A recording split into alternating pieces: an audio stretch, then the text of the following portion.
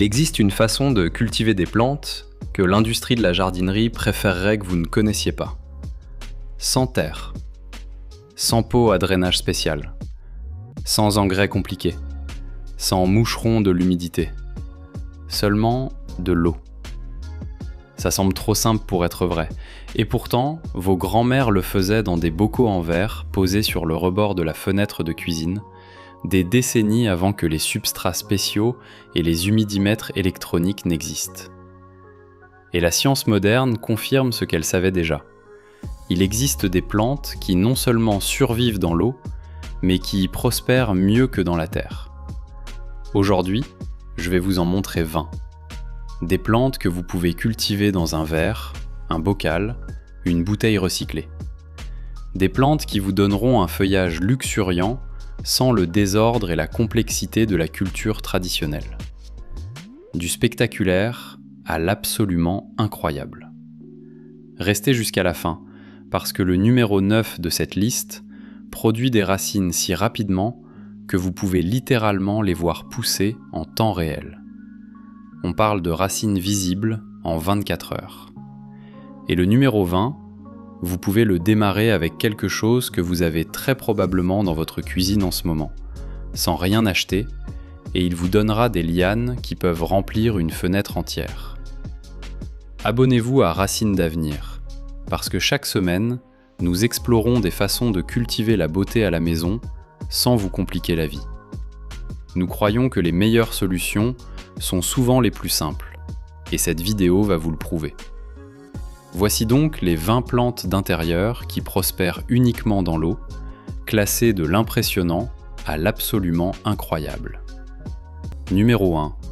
La Tradescantia zébrée, la plante qui enracine pendant que vous clignez des yeux. Commençons par une plante qui va vous démontrer en un temps record que la culture dans l'eau fonctionne vraiment.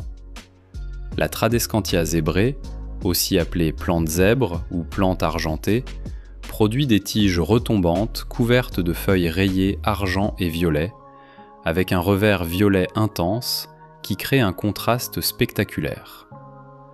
Mais ce qui la rend spéciale, ce n'est pas seulement sa beauté, c'est sa vitesse. Cette plante produit de petits nodules racinaires à chaque nœud le long de ses tiges. Quand vous prenez un bouture et que vous le mettez dans l'eau, vous n'attendez pas que des racines se forment. Vous regardez des structures qui existent déjà s'activer et se développer. En 24 à 48 heures, ces petits nodules deviennent des racines fonctionnelles. En une semaine, le système racinaire est suffisamment développé pour soutenir une croissance active. Prenez des boutures avec au moins 3 feuilles. Retirez les feuilles inférieures. Placez dans l'eau. Vérifiez dans 2 jours et vous verrez une croissance racinaire évidente.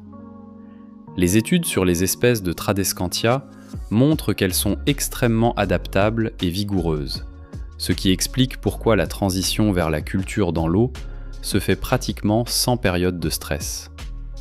La plante ne s'arrête pas. Elle commence simplement à pousser immédiatement, vous montrant des preuves visibles de progrès presque tout de suite. L'entretien demande des changements d'eau tous les 3 à 5 jours, parce que ces plantes à croissance rapide peuvent troubler l'eau rapidement. Fournissez une lumière indirecte vive pour la coloration la plus intense. Les pigments violets s'approfondissent quand la plante reçoit une lumière adéquate. C'est comme avoir une plante tellement impatiente de pousser qu'elle ne peut presque pas se retenir de vous montrer ses progrès. Numéro 2. Le pothos, l'indestructible de l'eau. S'il y a une plante qui a prouvé pendant des décennies que la culture dans l'eau fonctionne, c'est le pothos, aussi appelé lierre du diable. Cette liane retombante a l'une des réputations les plus fiables dans la culture aquatique. Des étudiants universitaires ont cultivé des pothos dans l'eau pendant des décennies, les oubliant parfois pendant des semaines.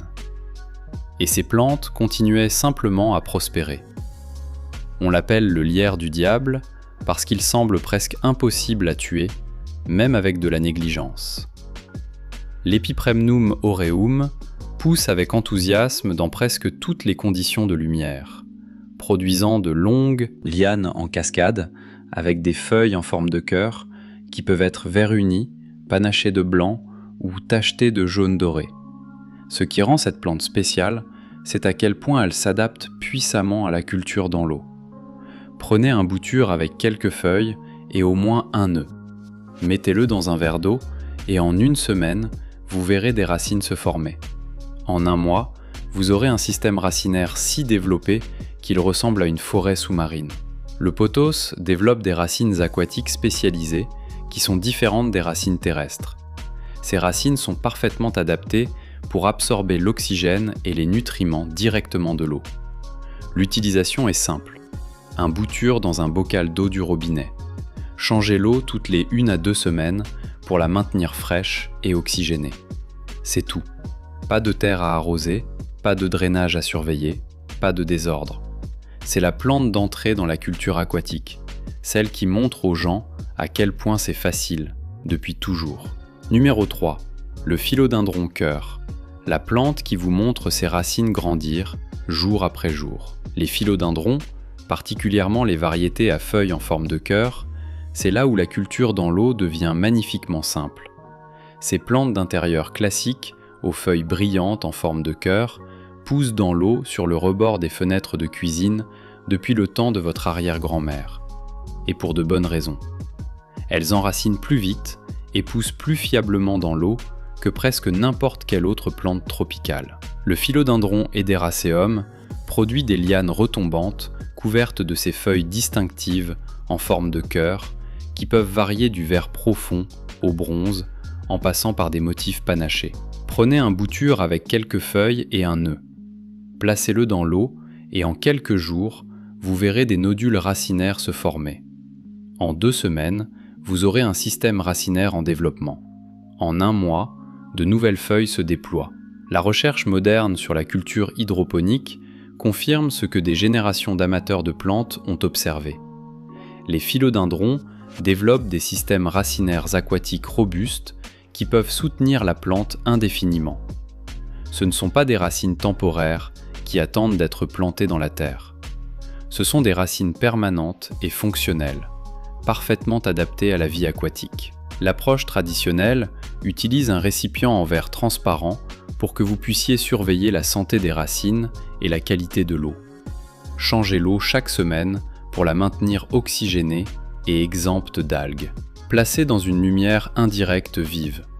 Pensez à lui comme à la plante qui vous montre littéralement ses racines pousser jour après jour, vous rappelant que parfois, l'approche la plus simple est la plus belle.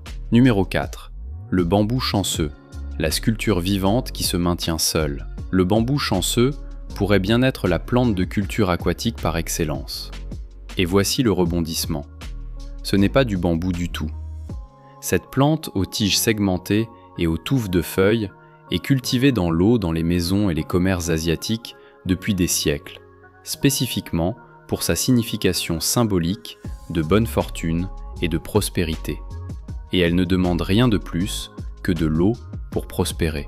Le Dracæna sanderiana produit ces tiges distinctives ressemblant au bambou, si parfaitement adaptées à l'eau qu'on ne la voit presque jamais cultivée dans la terre. Les centres de jardinage vendent le bambou chanceux dans des récipients décoratifs remplis d'eau et de pierres. Et c'est exactement ainsi qu'il veut vivre. Les pierres ne servent pas à la nutrition. Elles sont là uniquement pour maintenir les tiges droites. Ce qui rend cette plante spéciale, c'est que le bambou chanceux a évolué pour pousser le long des rives des rivières dans son habitat naturel. Des endroits où ses racines sont constamment immergées. Il ne s'adapte pas à la culture dans l'eau. Il est déjà parfaitement conçu pour cela.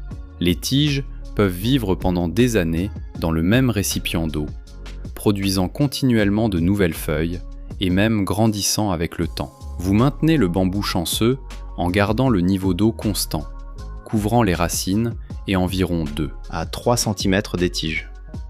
Changez l'eau toutes les 2 à 3 semaines pour prévenir les algues et la garder fraîche. Utilisez de l'eau filtrée ou distillée si votre eau du robinet contient beaucoup de chlore. C'est comme avoir une sculpture vivante qui se maintient seule, ne demandant rien de plus que de l'eau fraîche et une place près de la fenêtre. Numéro 5. La plante araignée, les bébés instantanés de l'eau. La plante araignée a une caractéristique intégrée qui la rend absolument parfaite pour la culture dans l'eau. Elle produit des petites plantes bébés appelées stolons ou plantules qui viennent avec leur propre petit système racinaire déjà initié. Ces bébés sont fondamentalement conçus par la nature pour tomber dans l'eau et commencer à pousser immédiatement. Le Chlorophytum comosum produit de longues feuilles arquées rayées de blanc ou de crème et envoie de longs stolons avec des grappes de petites fleurs blanches qui se développent dans ces plantules caractéristiques. Chaque plantule pend de son stolon comme un ornement, attendant simplement d'être coupé et placé dans l'eau. Prenez une plantule avec même les plus petits nodules racinaires visibles. Placez-la dans un petit verre d'eau et en une semaine, ses racines auront triplé de longueur. Vous pouvez cultiver des plantules de plantes araignées indéfiniment dans l'eau.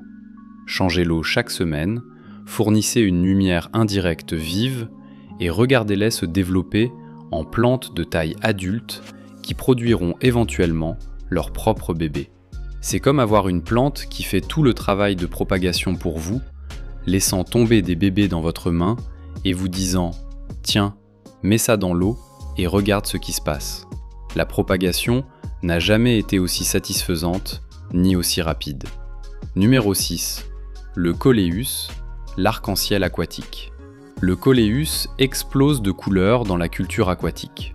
Ces plantes produisent des feuilles qui semblent peintes à la main dans des combinaisons de rouge, rose, violet, jaune et vert. Et malgré le fait qu'elles soient traditionnellement cultivées comme annuelles d'extérieur, elles prospèrent en intérieur dans l'eau presque indéfiniment.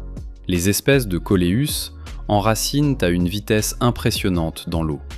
Prenez un bouture d'une plante mère, retirez les feuilles inférieures, placez la tige dans l'eau et en 3 à 5 jours, vous verrez des racines émerger.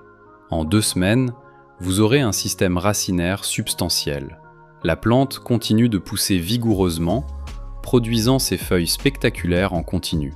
Ce qui est fascinant avec le coléus, c'est que l'intensité de la couleur des feuilles s'améliore réellement dans la culture aquatique quand la plante reçoit une lumière adéquate. La recherche hydroponique moderne confirme que de nombreuses variétés de coléus poussent aussi bien ou mieux dans l'eau que dans la terre, avec l'avantage supplémentaire de ne jamais avoir à se soucier d'un arrosage insuffisant ou excessif. Vous pouvez créer des expositions impressionnantes en cultivant plusieurs variétés de coléus ensemble dans des récipients transparents, mélangeant les couleurs et les motifs. Les plantes poussent assez vite pour que vous puissiez commencer avec de petits boutures et avoir une exposition complète et généreuse en 2 mois. L'entretien demande 2 changements d'eau par semaine parce que ces plantes à croissance rapide consomment les nutriments rapidement. C'est comme avoir une peinture qui pousse et change, se renouvelant avec de nouvelles couleurs et motifs toutes les quelques semaines. Numéro 7. Le lierre anglais, la beauté retombante qui enchante depuis des siècles. Le lierre anglais apporte un charme d'antan à la culture dans l'eau. Cette plante pousse dans l'eau, dans des fenêtres de maisons de campagne depuis des siècles, pendant gracieusement hors de bouteilles en verre et créant des rideaux vivants de verdure. Et il enracine si rapidement dans l'eau que vous pouvez observer la transformation se produire. L'Edera helix produit ses feuilles lobées caractéristiques sur des tiges retombantes qui grimperont ou cascaderont selon la façon dont vous les positionnez. La plante pousse naturellement à l'état sauvage dans toute l'Europe et a été une plante d'intérieur favorite pendant des centaines d'années. Ce que les gens ont toujours su, c'est que les boutures de lierre enracinent plus vite et plus fiablement dans l'eau que dans la terre. Le lierre pousse naturellement dans des environnements humides et ombragés, où ses racines aériennes s'accrochent à l'écorce des arbres et aux murs de pierre. Ces mêmes racines s'adaptent parfaitement à la culture dans l'eau, se développant en systèmes racinaires blancs robustes qui peuvent soutenir une croissance vigoureuse pendant des années. Prenez des boutures au printemps ou en été, avec plusieurs feuilles et au moins 2 nœuds. Placez dans l'eau et en 1 semaine, vous verrez des nodules racinaires se former. En 2 semaines, vous aurez des racines fonctionnelles. En 1 mois, une nouvelle croissance sera visible. L'utilisation traditionnelle consistait à placer plusieurs boutures dans des bouteilles ou des vases en verre décoratifs, créant de denses cascades de feuillage. Changez l'eau chaque semaine pour la maintenir fraîche. C'est la plante qui apporte l'élégance de l'ère victorienne aux espaces modernes, ne demandant rien de plus qu'un récipient en verre et des changements d'eau hebdomadaires. Numéro 8. Le syngonium, le transformateur à croissance rapide. Les plantes syngonium, aussi appelées plantes pieds de flèche, c'est là où la culture dans l'eau devient excitantement rapide. Ces plantes poussent si vite dans l'eau que vous pouvez mesurer les progrès chaque semaine, en observant de nouvelles feuilles se déployer et les lianes s'étendre à une vitesse remarquable. Et elles sont parmi les plantes les plus faciles à faire passer de la terre à l'eau. Le syngonium podophyllum produit des feuilles en forme de flèche qui peuvent être vert uni, panachées de blanc ou de rose, ou peintes dans plusieurs couleurs. Les plantes jeunes poussent droites, puis commencent à retomber en mûrissant. Le taux de croissance dans la culture aquatique dépasse souvent ce qui se passe dans la terre. Ce qui rend les syngoniums spéciaux, c'est qu'ils produisent naturellement des racines aériennes le long de leurs tiges. Alors quand vous mettez un bouture dans l'eau, il a déjà les structures prêtes à devenir des racines aquatiques. En quelques jours, ces racines aériennes se développent et commencent à fonctionner comme des racines primaires. Prenez des boutures avec plusieurs feuilles et nœuds. Placez dans l'eau. En 1 semaine, croissance racinaire visible. En 2 semaines, système racinaire substantiel. En 1 mois, de nouvelles feuilles se déployant activement. L'expérience moderne de l'hydroponique montre que les syngoniums préfèrent vraiment une humidité constante, ce qui rend la culture dans l'eau idéale. Ils poussent plus vite, produisent des couleurs plus vives et développent un feuillage plus dense que ce qu'ils font typiquement dans la terre. C'est comme regarder de la photographie en accéléré en temps réel, voyant une croissance visible chaque jour. Si vous commencez à réaliser que cultiver des plantes peut être beaucoup plus simple qu'on vous l'avait dit, si vous voyez que vous n'avez pas besoin de terre, d'engrais compliqués, ni de pots spéciaux pour avoir une maison pleine de verdure, likez cette vidéo maintenant. Ça aide d'autres personnes à découvrir qu'il existe une autre façon de cultiver, une façon plus propre, plus simple, honnêtement plus belle. Et si vous n'êtes pas encore abonné à Racines d'Avenir, abonnez-vous et activez la cloche. Nous construisons une communauté de personnes qui valorisent la simplicité sur la complexité. Ce qui suit est encore plus impressionnant, et le numéro 9 est exactement celui que je vous ai promis dès le début. Numéro 9. Le cœur violet, le succès instantané. Voilà celui que je vous avais promis au début. La plante qui enracine si vite que vous pouvez littéralement le voir se produire en temps réel. Le cœur violet, Tradescantia pallida, produit des tiges et des feuilles dans un violet profond et riche. Et quand vous placez des boutures dans l'eau, vous pouvez voir des racines émerger en 24 heures. Cette plante produit des tiges épaisses, presque succulentes, couvertes de feuilles lancéolées violettes. Chaque nœud le long de ces tiges veut produire des racines. Quand vous coupez une tige et que vous la mettez dans l'eau, ces nœuds s'activent immédiatement. On parle d'une croissance racinaire visible en 1 à 2 jours, et d'un système racinaire fonctionnel en 1 semaine. Ce qui rend cela si satisfaisant, vous pouvez préparer des boutures de cœur violet le matin, vérifier le soir, et voir le début de racines se former. Le lendemain, ces racines sont clairement visibles. À la fin de la semaine, vous avez une plante complètement enracinée qui pousse vigoureusement. La couleur violette s'intensifie avec une bonne lumière, créant des feuilles qui semblent presque noir-violet dans certaines conditions. La plante pousse rapidement, en retombant ou en cascadant selon la façon dont vous la positionnez. Plusieurs boutures dans un récipient créent une exposition dramatique et généreuse. La science de la propagation moderne confirme ce que nous observons. Certaines plantes ont un tissu méristématique extrêmement actif qui répond à la présence d'eau en produisant des racines presque immédiatement. Le cœur violet est parmi les plus rapides. L'entretien est minimal. Changez l'eau chaque semaine. Fournissez une lumière vive pour la couleur violette la plus profonde. Pincez les pointes de croissance pour encourager la densité. C'est comme avoir une plante qui veut désespérément que vous réussissiez, vous montrant une preuve visible de croissance avant même que vous ayez le temps de vous inquiéter. Numéro 10, le bégonia, la surprise aquatique. Les bégonias surprennent les gens. Ces plantes au feuillage dramatique et aux fleurs délicates semblent trop exotiques, trop élégantes pour pousser dans de la simple eau.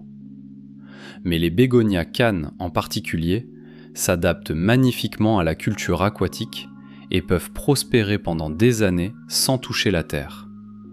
Les bégonias cannes, aussi appelées bégonias ailes d'ange, produisent de hautes tiges avec des feuilles distinctives tachetées ou peintes et des grappes de fleurs délicates. Les tiges développent naturellement des nœuds où les racines veulent se former, en faisant des candidates idéales pour la propagation dans l'eau qui devient permanente.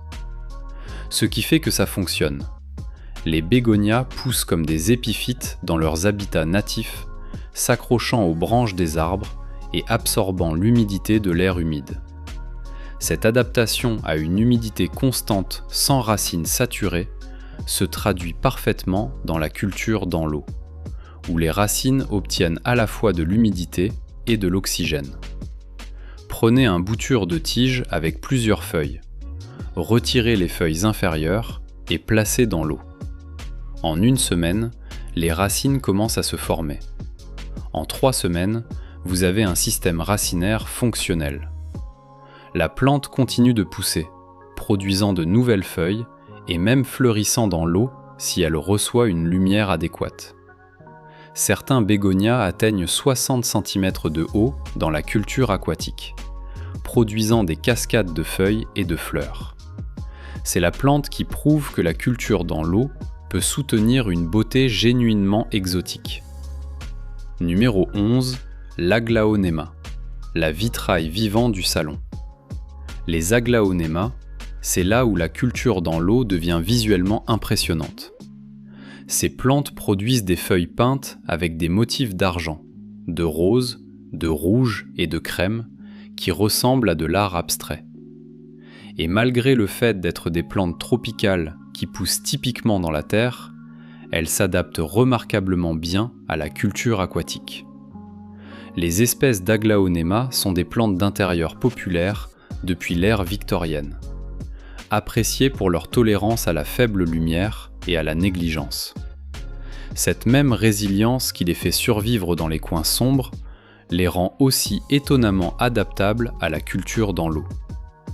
Ces feuilles colorées maintiennent leur motif et leur vivacité dans la culture aquatique, intensifiant parfois même la couleur quand la plante reçoit une lumière adéquate. Vous pouvez faire la transition d'une aglaonema depuis la terre ou commencer avec des boutures. Les boutures de tiges avec plusieurs feuilles enracinent de façon fiable dans l'eau en 2 à 3 semaines. Une fois établie, la plante pousse régulièrement, déployant de nouvelles feuilles avec leurs motifs distinctifs toutes les quelques semaines. L'entretien est direct. Changez l'eau chaque semaine, fournissez une lumière indirecte et observez la croissance d'algues dans l'eau, ce qui indique qu'elle doit être changée plus fréquemment. C'est comme avoir un vitrail vivant qui se maintient seul, ne demandant rien de plus que de l'eau fraîche et de l'appréciation. Numéro 12, la plante prière, celle qui bouge dans l'eau. Les plantes prières apportent quelque chose de spécial à la culture aquatique, le mouvement. Ces plantes aux feuilles imprimées se replient réellement la nuit comme des mains en prière, puis s'ouvrent à nouveau le matin. Et elles s'adaptent magnifiquement à la culture dans l'eau, surtout parce qu'elles adorent l'humidité. Le Maranta leuconera produit des feuilles peintes avec des veines rouges ou blanches sur des fonds verts. Les feuilles suivent la lumière pendant la journée et se replient vers le haut la nuit dans un comportement appelé nyctinastie. Dans la culture aquatique, ce mouvement continue naturellement, créant une plante qui semble vivante.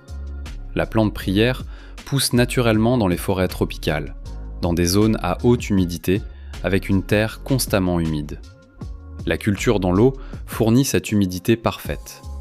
L'eau qui s'évapore crée un microclimat d'humidité autour des feuilles.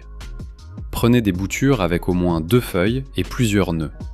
Placez dans l'eau, dans un endroit avec une lumière filtrée vive, sans soleil direct. En 2 semaines, les racines se développent. En 1 mois, une nouvelle croissance apparaît. La plante continue de développer ses motifs caractéristiques et ses mouvements. Trop de lumière brûle les feuilles, trop peu fait s'estomper les couleurs. L'entretien demande des changements d'eau hebdomadaires et une attention à la lumière. C'est comme avoir une plante avec sa propre personnalité, une qui interagit avec vous quotidiennement à travers ses mouvements. Numéro 13. La menthe, le jardin comestible sur votre plan de travail. La menthe apporte quelque chose d'unique à la culture dans l'eau.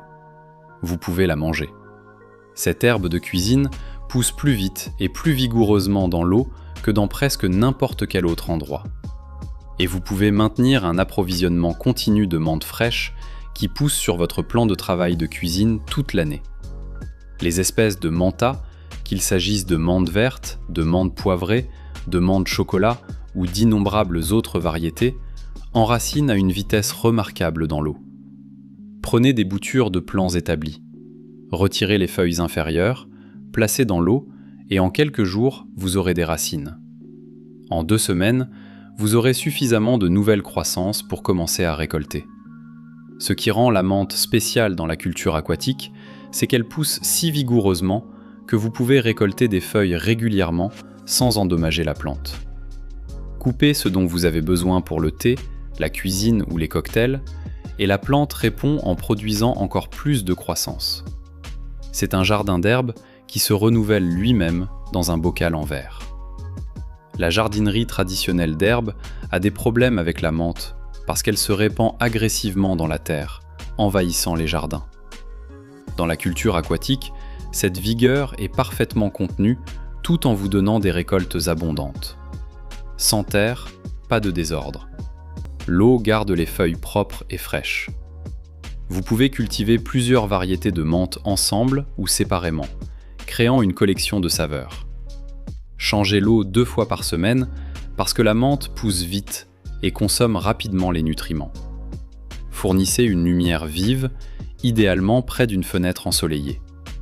Récoltez régulièrement pour encourager la densité. C'est comme avoir un stand d'herbe de marché dans votre fenêtre, produisant des récoltes fraîches en continu sans besoin de faire les courses. Numéro 14. Le basilic, la fenêtre de cuisine par excellence. Le basilic complète le duo comestible de la culture aquatique avec la menthe. Cette herbe de cuisine essentielle pousse magnifiquement dans l'eau, fournissant des feuilles fraîches pendant des mois à partir de simples boutures. Et parce que vous pouvez voir les racines, vous savez exactement quand la plante a besoin d'eau fraîche. L'Ocimum basilicum, qu'il s'agisse de basilic doux, de basilic thaï ou de variétés violettes, enracine rapidement à partir de boutures de tiges. Prenez les 10 à 15 cm supérieurs des tiges, retirez les feuilles inférieures, placez dans l'eau et attendez. En 1 semaine, les racines commencent à se fondre, formées. En 2 semaines, vous avez des systèmes racinaires fonctionnels et la plante commence une croissance active. Ce qui rend le basilic parfait pour la culture en cuisine, c'est qu'il doit être près de là où vous cuisinez pour que vous puissiez prendre des feuilles selon vos besoins. Cultiver dans l'eau sur le plan de travail ou la fenêtre de cuisine place le basilic frais exactement là où vous en avez besoin, visible et accessible. La plante pousse continuellement dans l'eau si on lui donne une lumière adéquate. Chaque fois que vous récoltez des feuilles du haut, la plante se ramifie et devient plus touffue. Vous pouvez maintenir le même plan de basilic pendant des mois en récoltant continuellement pendant que la nouvelle croissance remplace ce que vous prenez. La recherche moderne sur la culture du basilic confirme qu'il s'adapte bien à la culture hydroponique, produisant souvent plus d'huiles essentielles et des feuilles plus savoureuses que les plantes cultivées dans la terre quand on leur donne lumière et nutriments adéquats. L'entretien consiste à changer l'eau tous les 3 à 4 jours parce que les feuilles de basilic contiennent des huiles qui peuvent troubler l'eau. Fournissez la lumière la plus vive disponible. Le basilic veut du soleil. Ajoutez un engrais liquide dilué chaque semaine pour maintenir une croissance vigoureuse. Numéro 15. Le lys de la paix, l'adaptateur élégant. Les lys de la paix représentent le niveau suivant de la culture aquatique. Des plantes qui poussent traditionnellement dans la terre, mais qui s'adaptent étonnamment bien aux environnements sans terre. Ces plantes élégantes, aux feuilles brillantes et aux fleurs blanches distinctives, sont des plantes d'intérieur favorites depuis des décennies. Mais la plupart des gens ne savent pas qu'elles peuvent vivre à long terme dans l'eau. Les espèces de Spathiphyllum poussent naturellement dans les sols de forêts tropicales où la terre reste constamment humide. Cette préférence pour une humidité constante se traduit magnifiquement dans la culture aquatique. Ces fleurs blanches que les gens aiment sont en réalité des feuilles modifiées appelées spathes, et la plante continuera à en produire même dans la culture aquatique une fois qu'elle sera établie. L'expérience moderne avec la culture hydroponique montre que les lys de la paix peuvent prospérer pendant des années sans terre si leur eau est changée régulièrement et s'ils reçoivent une lumière adéquate. Le processus de transition demande du soin. Vous ne pouvez pas simplement mettre un lys de la paix cultivé dans la terre, dans l'eau, et espérer un succès immédiat. D'abord, vous lavez doucement toute la terre des racines, puis vous placez dans l'eau en la changeant tous les quelques jours initialement pour la maintenir propre pendant que l'ancien matériau racinaire se décompose. En quelques semaines, de nouvelles racines aquatiques se développent et la plante commence à prospérer. Une fois établie, l'entretien est simple. Changez l'eau chaque semaine. Maintenez les racines immergées, mais ne submergez pas la couronne. Fournissez une lumière indirecte vive. C'est la plante sophistiquée qui prouve que la culture dans l'eau n'est pas réservée aux lianes retombantes et au feuillage basique. Numéro 16. Le Dracæna, le patient habitant aquatique. Le Dracæna représente l'approche lente et constante de la culture aquatique. Ces plantes au feuillage pointu et à la forme architecturale ne poussent pas vite, mais survivent à long terme dans l'eau avec une stabilité remarquable. On parle d'années de croissance saine dans rien de plus que de l'eau propre. Le Dracæna marginata et ses espèces apparentées produisent ces feuilles pointues distinctives sur des tiges ligneuses. Les plantes se développent lentement, mais régulièrement, ajoutant de nouvelles feuilles à la couronne, pendant que les feuilles plus anciennes jaunissent graduellement et tombent. Dans la culture aquatique, ce processus continue naturellement. Ce qui fait que le Dracæna fonctionne dans l'eau, c'est qu'il est adapté aux environnements avec une pluie inconsistante. Il a donc évolué pour être extrêmement efficace avec l'eau et les nutriments. Dans une configuration de culture aquatique, il prend ce dont il a besoin lentement et régulièrement, sans demander une alimentation constante. L'approche traditionnelle consiste à utiliser de l'eau distillée ou filtrée, parce que les espèces de Dracæna sont sensibles au fluor dans l'eau du robinet, ce qui peut causer des pointes de feuilles brunes. Changez l'eau toutes les 2 semaines. Fournissez une lumière modérée, c'est toute la routine d'entretien. C'est la plante qui prouve que la culture dans l'eau peut soutenir une croissance stable à long terme, pas seulement des nouveautés à croissance rapide. Numéro 17. La Monstera adansoni, l'alternative compacte au look exotique. La Monstera adansoni apporte des feuilles perforées de style Monstera dans un format plus maniable et adapté à la culture aquatique. Cette plante produit des feuilles plus petites, avec des trous et des découpes caractéristiques, tout en restant beaucoup plus compacte que sa célèbre parente, et elle prospère absolument dans l'eau. La Monstera adansoni produit des feuilles de 15 à 20 cm de long, avec des perforations naturelles qui créent cet aspect distinctif de fromage suisse. La plante retombe ou grimpe selon la façon dont vous la guidez. Elle enracine rapidement dans la culture aquatique. Ce qui rend cette plante excellente, c'est qu'elle a tout l'attrait visuel de sa grande cousine, mais pousse à un rythme et une taille parfaits pour la culture aquatique. Prenez des boutures avec 2 ou 3 feuilles et au moins un nœud. Placez dans l'eau. En 1 semaine, les racines commencent à se former.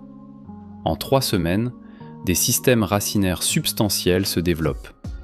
La plante pousse assez vite pour être satisfaisante, mais pas si vite qu'elle dépasse immédiatement son récipient.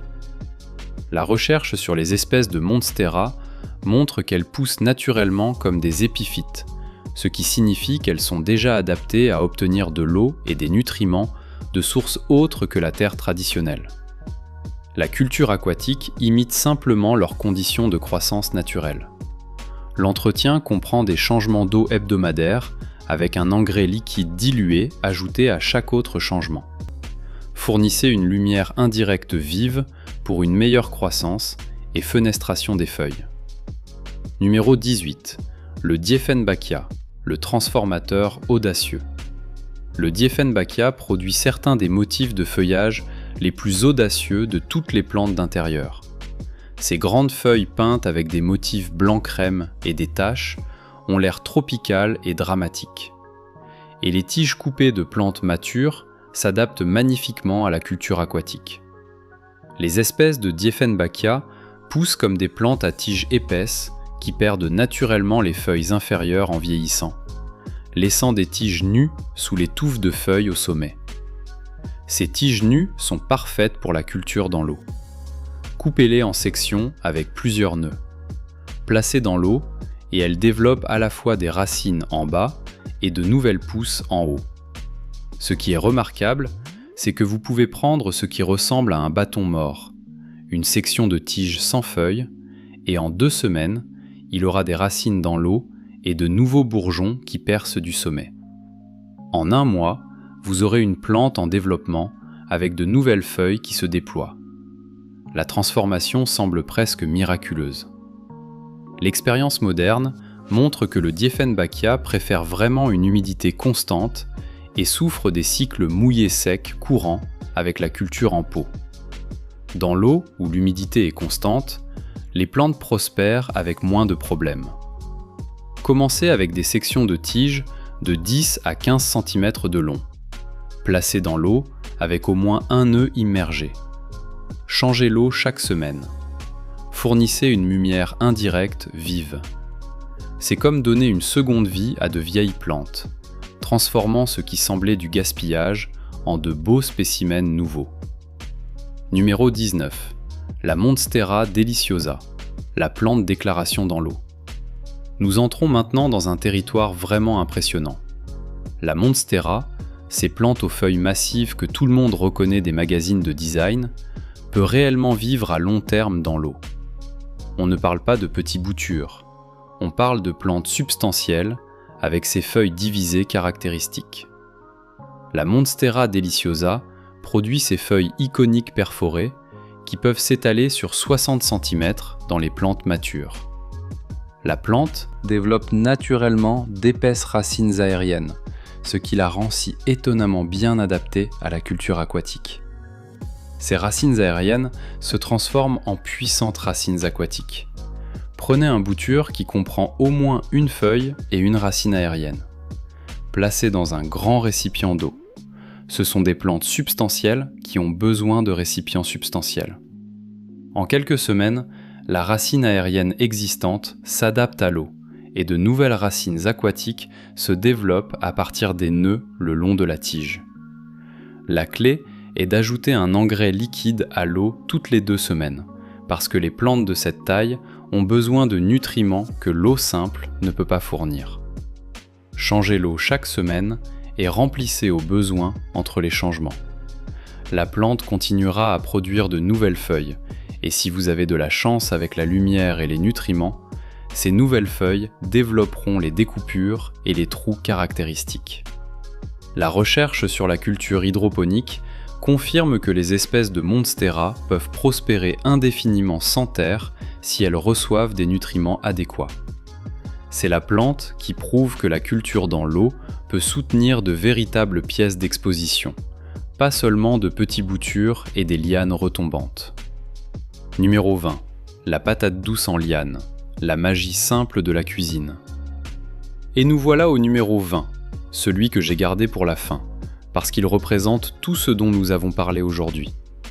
La liane de patate douce est la plante que littéralement n'importe qui peut cultiver, en commençant avec quelque chose qu'il a très probablement dans sa cuisine en ce moment, et elle produira de belles lianes retombantes qui peuvent remplir une fenêtre entière, le tout dans de la simple eau. Prenez une patate douce de votre cellier. Une patate bio fonctionne mieux parce que les conventionnelles sont souvent traitées avec des inhibiteurs de bourgeons. Placez-la dans un bocal ou un récipient d'eau avec l'extrémité pointue vers le bas et environ la moitié de la patate immergée. C'est tout. En 1 semaine, vous verrez des racines émerger du bas. En 2 semaines, des pousses commencent à apparaître du haut. En 1 mois, vous aurez des lianes retombantes avec des feuilles en forme de cœur qui poussent vers le bas depuis votre récipient. En 2 mois, ces lianes peuvent mesurer presque 1 mètre de long. Ce qui est magique dans tout cela, c'est que les patates douces sont des organes de stockage remplis d'énergie, spécifiquement conçus pour produire de nouvelles plantes. Quand vous en mettez une dans l'eau, vous activez des processus naturels qui sont prêts à fonctionner. La patate douce n'a pas besoin de nutriments ou d'engrais au début. Elle a déjà tout ce qu'il lui faut en réserve. À mesure que les lianes poussent, elles produisent des feuilles qui peuvent être vert uni, violet ou panaché selon la variété de la patate douce. Certaines produisent un feuillage ornemental qui rivalise avec n'importe quoi que vous achèteriez dans une pépinière. Et les lianes continueront à pousser pendant des mois, épuisant éventuellement la patate douce, mais offrant une exposition spectaculaire au passage. Ça a été oublié parce que c'est une chose d'autrefois, le genre de choses que votre grand-mère faisait dans sa fenêtre. Mais ça fonctionne exactement de la même façon aujourd'hui qu'à l'époque. Mieux même, parce que vous pouvez le documenter, le partager et inspirer d'autres à essayer. Pas d'équipement spécial nécessaire, pas de plantes coûteuses, pas d'entretien compliqué. Juste une patate douce, de l'eau, de la lumière et de la patience. C'est la plante qui nous rappelle que cultiver des choses ne doit pas être compliqué ni coûteux. Parfois, les résultats les plus impressionnants viennent des ingrédients les plus basiques. Un légume, un bocal et de l'eau. 20 plantes, un verre d'eau. 0 complication. Voici ce que je veux que vous emportiez de cette vidéo. L'industrie de la jardinerie vous a fait croire que cultiver des plantes nécessite de la terre spéciale, des engrais compliqués, des pots à drainage parfaits et des connaissances techniques avancées. Vos grands-mères savaient quelque chose de différent. Elles cultivaient des plantes dans des bocaux de confiture sur le rebord de la fenêtre de cuisine, sans YouTube, sans application pour les plantes, sans substrat importé, et ces plantes prospéraient. La science moderne n'a rien inventé de nouveau ici. Elle a simplement confirmé ce que la sagesse pratique savait déjà. Il existe des plantes qui n'ont pas besoin de terre pour vivre. Des plantes qui sont plus faciles à entretenir dans l'eau. Des plantes qui vous donnent un feuillage luxuriant, des fleurs occasionnelles et même des herbes comestibles. Le tout sans le désordre et la complexité qu'on vous a vendus comme nécessaires. La Tradescantia enracine pendant que vous regardez. Le pothos survit à la négligence avec grâce. La patate douce devient une cascade de verdure à partir de votre cellier. La menthe se renouvelle chaque fois que vous la coupez. Le cœur violet vous montre des racines en 24 heures. Ce n'est pas de la magie. C'est la façon dont ces plantes ont toujours fonctionné. Nous avions simplement oublié de le remarquer. Dites-moi en commentaire laquelle de ces 20 plantes vous allez essayer en premier. Êtes-vous plutôt équipe liane retombante, équipe herbe comestible ou équipe feuillage dramatique? Je lis chaque commentaire et j'adore découvrir ce que chacun emporte de ces conversations. Si cette vidéo vous a montré qu'il existe une façon plus simple de cultiver la beauté à la maison, partagez-la avec quelqu'un qui est fatigué de tuer des plantes en les arrosant trop ou pas assez. Et abonnez-vous à Racines d'Avenir si ce n'est pas encore fait. Activez la cloche pour ne jamais manquer une vidéo. Chaque semaine, nous explorons des façons de cultiver sans vous compliquer la vie. Souvenez-vous, parfois, la solution la plus élégante est la plus simple. Un bocal, de l'eau, une plante qui veut pousser. Vos grands-mères le savaient. Et maintenant, vous le savez aussi.